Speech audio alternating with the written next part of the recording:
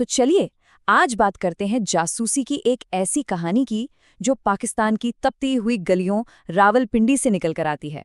देखिए, ये सिर्फ एक मिशन की कहानी नहीं है, ये उस मानसिकता को समझने की कोशिश है जो परछाइयों में काम करती है। ये मिशन दिया गया था भारत के सबसे खतरनाक सीक्रेट एजेंट को, और काम क्या था? एक ऐसे भूत का शिकार करना जो ऑफिशियली तो कहीं था ही नहीं। तो मिशन शुरू होता है एक एजेंट से, नाम है कबीर, लेकिन दुनिया के लिए वो है अब्दुल, एक मामूली सा पानी का टैंकर चलाने वाला ड्राइवर। उसका वजूद इस बात पर टिका था कि वो अपनी असली पहचान को पूरी तरह से मिटा दे। तो ये आमना सामना था दो माहिरों का, एक तरफ शिकारी तो दूसरी तरफ उसका सबसे कीमती शिकार, एक ऐसा शख्स जो भारत के शहरों में हुए कई खूनी हमलों का मास्टरमाइंड था। अब देखिए चुनौती कितनी बड़ी थी। टारगेट था कैंप 4, जो पाकिस्तानी आर्मी का हेडक्वार्टर है। मतलब जरा सी चूक और सीधा जंग छिड़ सकती थी। तो सबसे बड़ा सवाल यही था कि आखिर कोई इतने मजबूत, इतने अभेद्य किले के अंदर जाकर किसी को बिना कोई सुराग छोड़े खत्म कैसे कर सकता है। इसके लिए कबीर ने एक ऐसा रास्ता चुना जिस पर किसी का ध्यान ही नहीं जाता। उसने फायदा उठाया इंसान की एक सबसे बुनियादी जरूरत का, प्यास। कबीर का पूरा प्लान सब्र और पैनी नजर पर टिका था। बाहर से वो एक सीधा साधा जी हुजूरी करने वाला ड्राइवर बना हुआ था, लेकिन अंदर ही अंदर उसका दिमाग एक स्कैनर की तरह काम कर रहा था। हर छोटी से छोटी डिटेल, हर पैटर्न को रिकॉर्ड कर रहा था। और फिर मौका आया। एक दिन ब्रिगेडियर तारिक की जीप स्टार्ट ही नहीं हो रही थी। कबीर ने थोड़ा झिझकने का नाटक करते हुए मदद करने की पेशकश की। ये एक कैलकुलेटेड रिस्क था, सिर्फ 2 मिनट की रिपेयरिंग और कबीर को उसका इनाम मिल गया। उसकी एंट्री हो चुकी थी। अब वो भूत सिस्टम के अंदर पहुंच गया था। अच्छा, अब कैंप 4 के अंदर कबीर का सबसे बड़ा हथियार क्या था? अदृश्य हो जाना। उसकी स्ट्रैटेजी ये थी कि वो खुद को इतना मामूली बना ले कि कोई उस पर ध्यान ही न दे। उसने अपने ईगो को पूरी तरह खत्म कर दिया। वो बस बैकग्राउंड का एक हिस्सा बन गया, एक ऐसी चीज जिसकी मौजूदगी या गैर मौजूदगी से किसी को कोई फर्क नहीं पड़ता। और बस तभी उसने वो सुना जो इस पूरे मिशन की चाबी थी।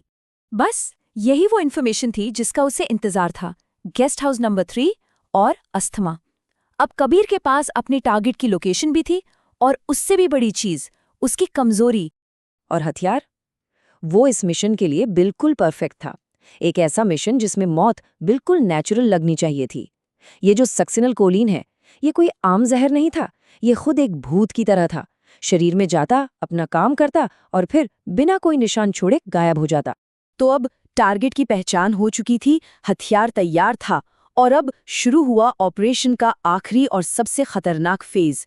यहाँ एक भी गलती की कोई गुंजाइश नहीं थी। प्लान की खूबसूरती देखिए, कितना सटीक और बारीकी से बनाया गया था। हर एक कदम उसे अपने टारगेट के करीब ले जा रहा था। और सबसे बड़ी बात ये थी कि वो कैंप के ही सिस्टम को उसी के खिलाफ इस्तेमाल कर रहा था। और जैसे ही जलालुद्दीन बाथरूम के अंदर आया, कबीर ने दरवाजा लॉक कर दिया।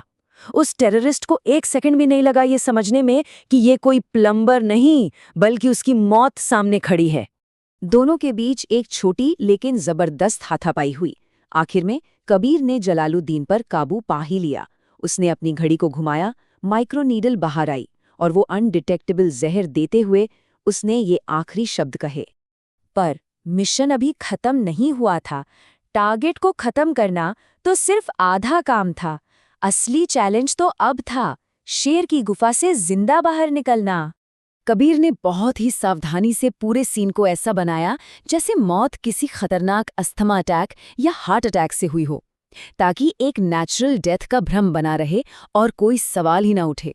प्लम्बर की वर्दी गई, उसने फौरन वापस अपने अब्दुल वाले कपड़े पहन लिए। वो प्लम्बर कभी था ही नहीं और अब वो गायब हो चुका था।